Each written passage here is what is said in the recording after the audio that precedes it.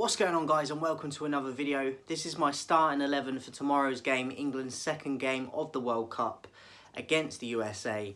USA picking up a point against Wales in their first game, and I personally believe that the USA threw that away myself. I feel like first half they were much the better team than Wales, and then Wales had that fight back and managed to grab a point in it, which I don't think they deserved, to be honest. I think that yes, they won a penalty and you have to convert the penalty, and Bale did. But for me, I think USA should have held on to that. So I still think they'll go through in the group ahead of Wales with us. I feel they threw that game away, and I feel like we will get a result tomorrow against the US. Before the tournament started, I actually thought that they might beat us. But after seeing them in the first game, I don't believe that they will beat us now. But if we're not at it, they definitely could maybe go a goal ahead, and we might need that kick up the arse, excuse my French, to get going. But for tomorrow's game, my prediction, I'm going to go 3-1 to England. We'll have to wait and see, but I'm going to go 3-1. I feel like we did very well in our opening game against Iran with the 6-2. We were a lot more on the front foot than I thought we would be. So positive start, and I expect us to top the group now. I predicted us to go qualify to the next round in our group in second place, but I now think we will get first place, and I think USA will get second. So my starting lineup for this game, I would go Pickford in goal. I don't think that Ramsey or Pope have done enough, as I said previously, to get him out of his position. So for me, I'm happily sticking with Pickford because he has had great tournaments for us, and I think he's still reliant, still consistent, and he would be my keeper. As for right back, I don't think he had a good game in the first game. I thought he's probably our worst player, but I would keep him in because I think he will improve, and probably won't see that same level of performance from him in terms of it will improve, and that would be Kieran Trippier. I think he's been the best right back in the Premier League this season, and arguably in Europe at times. So I'd stick with Trippier at right back, but I would like to see a better performance this game.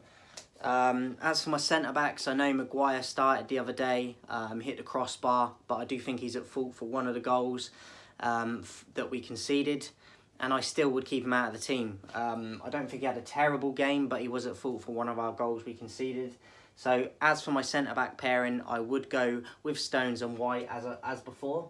And as I said before, they both offer more pace than Maguire anyway, so that would be my centre-back pairing. Left back, I'd stick with Luke Shaw. I thought he was fantastic in the Iran game. Constant crosses into the box. Got an assist as well. And just he's got a habit of just making a cross look really simple. The way he floats it in. Like he's putting no effort into it, but it's always on the mark a lot of the time. So Luke Shaw would be my left back. I was hoping Maddison would be fit, but I'm hearing he's not. I was going to include him in this lineup, but I'm hearing he's still not fit, so I have to put someone else in. I'm going with the same formation that I went last time, or a 4-1-4-1. I'm going to go with Rice here in the holding midfield. And then I will go on the right, I'll go Saka. Bellingham at the number 8 position. And then I'd keep Sterling on the left here.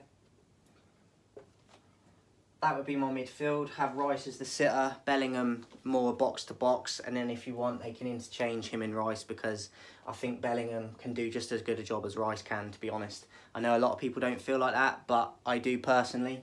So Saka on the right, Bellingham at 8, Sterling on the left, Rice holding. And then at number 10, it would have been Maddison for me, but as he's out, I would have gone Foden previously in my first one that I said I went with Foden, but I actually thought Mason Mount played really well in our game against Iran, and I know he's not naturally a 10 really, but he's probably more of an 8, and he usually plays more on the wide sides when he plays for Chelsea, but I would actually put him at number 10 for this game.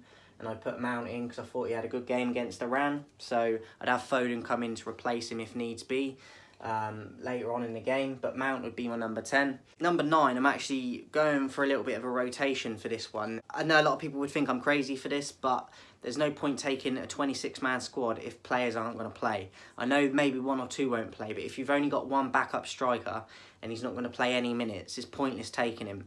And I feel like we can still score many goals without Kane in the lineup to start, and it will give Kane a chance to rest as well, especially for the Wales game, which I think will be a really hard graft. I would actually go with Callum Wilson. Obviously, he got an assist in his debut the other night against Iran, in his World Cup debut, should I say. Got an assist in a situation where he could have shot on the right-hand side of the box and been selfish, like strikers are, but he squared it for Grealish to get a tap in. And for this game, I would start with Wilson. I know Kane's our captain, but that doesn't mean you should just never be dropped because you're captain. It's got to be about resting players, rotating players, and using your squad to the best capabilities. And I feel like we could beat the USA even with Kane not in the squad. I'm confident.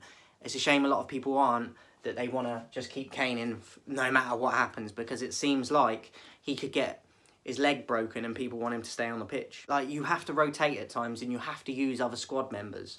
And I think Callum Wilson deserves a chance. And then bring Kane on in the second half if you want. But we need him for that Wales game as well. Last game in the group, depending on what happens in the USA game.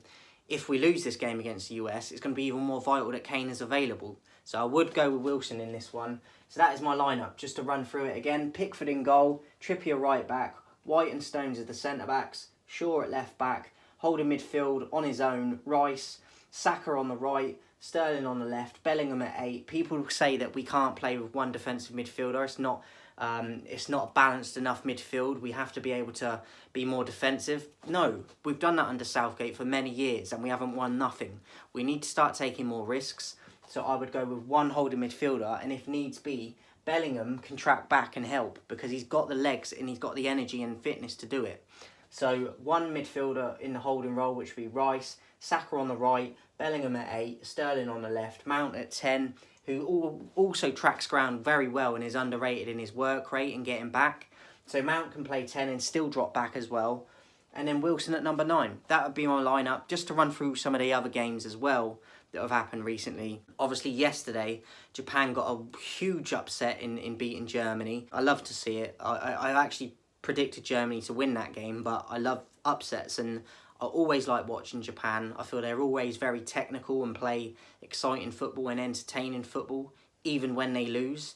So yeah, I was glad to see that. Spain winning 7-0 against Costa Rica. Really like looking at Gavi. It's the first time I've watched him. I've heard about him for a while, obviously through Barcelona, but I've never actually watched him yet. And I saw bits of him yesterday and I thought, yeah, look, absolutely quality. Scored a fantastic volley as well. And Spain winning 7-0. Great start for Spain. Morocco getting a 0-0 against Croatia. I thought at times Morocco looked dangerous. I think Ziyech played very well, but his teammates kind of let him down at times. Croatia look a bit like they're probably past their peak of that World Cup final they reached, and they're definitely not at their peak as they were a few years back. Looks a little bit leggy in that game against Morocco, so it could be interesting watching Croatia to see if they will even get out of the group. Belgium, Canada finished 1-0 Belgium, and Canada started off that game with a lot of pressure on Belgium's defence and looked very bright and quick and energetic, and they had their chances, that they just didn't have that quality in the box, and it was a shame because I feel like Canada deserves something from that game, but if you're not going to take your chances, it's going to come back to bite you, and it did with the Batshuayi goal. 1-0 to Belgium. I watched Switzerland versus Cameroon earlier. Switzerland got a 1-0 win. Similar to the Canada game. I felt like Cameroon played the better football and probably were the better, more exciting team, but with their chances, they weren't clinical. Akambi had a chance that he blazed over the bar from a rebound. It's them sort of chances you've got to make the most of if you want to go further in the competition. And Switzerland took advantage of it, getting a 1-0 win with an Embolo goal, who had a good Euros, if I remember correctly. I think he's quite an underrated player, Embolo. So Switzerland picking up a winner. And I feel like they always are underrated in tournaments and do reasonably well. So Switzerland off to 3 points against Cameroon with a 1-0 win. And I've just finished watching Uruguay versus South Korea. Uruguay were the favourites for that game, and they were very wasteful. They had their chances.